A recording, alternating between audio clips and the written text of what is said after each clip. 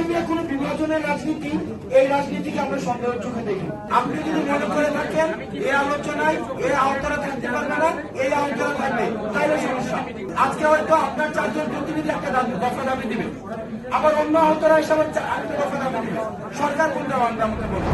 সবাইকে নিয়ে একটা ভয়েস রেজ করলাম যে আমরা আহতরা হচ্ছে মিরপুর 10-এ গুলচত্বরে একটা আন্দোলন করবো। তখন দেখলাম যদি এটা করি তাহলে সবাই আমাদেরকেই সিজি করবে, কারণ এই গণকল্যাণকে আমরাই বিতর্কিত করতে চাচ্ছি। তো তারপরে যখন এই ভাইরা এটা করছে তখন আমি খুশি হয়েছি, কেননা আমার পা, হাত এবং ডান পা অকেজু হয়ে যাচ্ছে, আমি কিন্তু প্রপার ট্রিটমেন্ট পাইনি। তো দেখলাম তারা যৌক্তিক দাবি নিয়ে নামছে। তো এখানে কোনো প্রতিনিধি, কোনো দল উপরে দেওয়া হয়নি যে তারাই কাউকে আসবে, অন্যরা কেউ আসতে পারবে।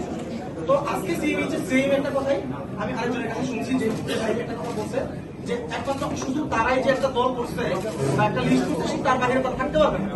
তখন আমি ওইখানে বললাম, ওই মহিলাকেও একটা কথাই বলছি যে এখানে তো কোনো প্রতিনিধি করা হবে, আমিও যাবো, আমি আমার জায়গা থেকে আসবো, আর আমি এখানে থাকবো, সবাই কথা বলতে পারবে না। কারণ এখানে যদি আমরা 500 জন থাকি, 1 মিনিট করে যদি কথা বলি 500 মিনিট লাগবে। তো এই 500 মিনিট কথা বললে কিন্তু আসলে কখনোই সমাধান আসবে না। আমরা এখানে বসে সুস্থ একটা সমাধানের মাধ্যমে আমরা 5 জন হোক বা 6 জন হোক কথা বলতে আমরা সেখানে একাগ্রতা প্রকাশ করবো, করার দরকার থাকলে আমরা অ্যাড করবো। তো সেই সাথে উনি বারবার বলতে চাচ্ছে যে এরা চলে যাবে। 24-এর রাষ্ট্র অর্জনের জন্য যারা 1 ফোঁটা রক্ত দিয়েছে তাদের কৃতিত্ব অস্বীকার করার কোনো সুযোগ নাই। আহত কোনো দল হয় না। আহতকে যারা দলীয়করণ করে, বিভাজিত করে, ব্যক্তি স্বার্থ চরিতার্থ করার চেষ্টা করে, আমি মনে করি যে তাদের বাংলাদেশ নিয়ে তাদের যে পরবর্তী ভাবনা, এই পরবর্তী ভাবনা প্রশ্নবিদ্ধ।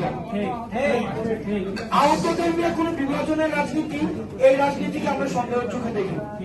যারা আহত হয়েছে আপনারা বলছেন আমরা 3 জন প্রতিনিধি দিবেন, 4 জন প্রতিনিধি দিবেন, কে আসবে সেটা তো আমরা বলতেছি না, কিন্তু কারা হবেন আপনারা আলোচনা করতে হন।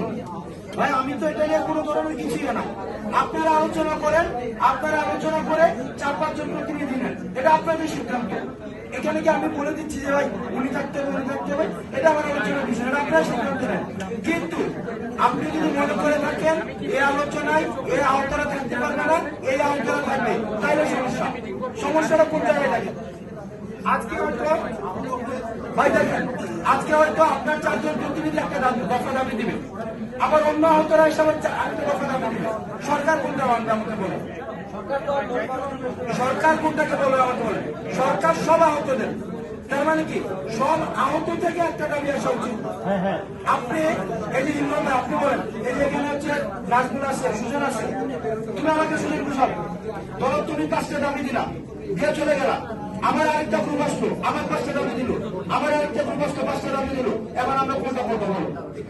এখন ভালো কোনটা যে সবাই আপনারা মিলে আপনার প্রতিনিধি সিলেক্ট করে কথা বলে, তুমি আমাকে বলো।